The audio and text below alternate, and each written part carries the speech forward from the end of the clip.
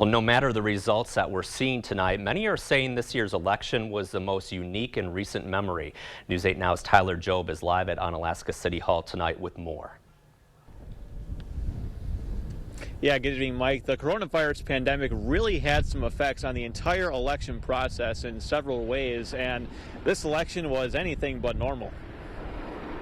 For a long time, the 2020 Wisconsin state primary election will be etched in history as one of the most talked about. Politics played a big role in this. The courts ruled the way you would expect a very partisan court, federal and state, to rule. But UW La-crosse political science professor Joe Himes says even with the pandemic swirling, the results of some of the key races were not going to change. If you saw the ballot, I think we had 12 candidates on the Democratic ballot, but you and I both know that there were really only two candidates, Bernie Sanders and Joe Biden. Before results were released in Wisconsin, Sanders dropped out of the Democratic race, paving the way for Joe Biden to take on President Trump in November. Biden has secured more than 1,200 delegates for the Democratic nomination. He needs 1,991 to win it. And even in some respects, that race was pretty much over before the Wisconsin election popped up. Incumbent Daniel Kelly is taking on challenger Jill Karofsky for a seat in the Wisconsin Supreme Court.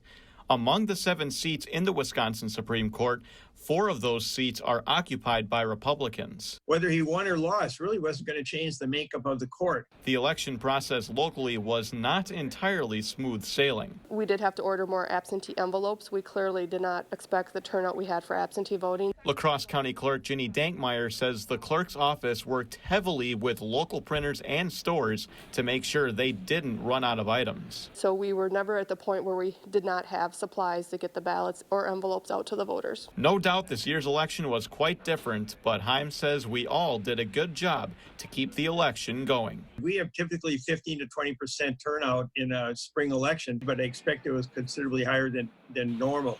So overall, I think a lot of voters figured this all out.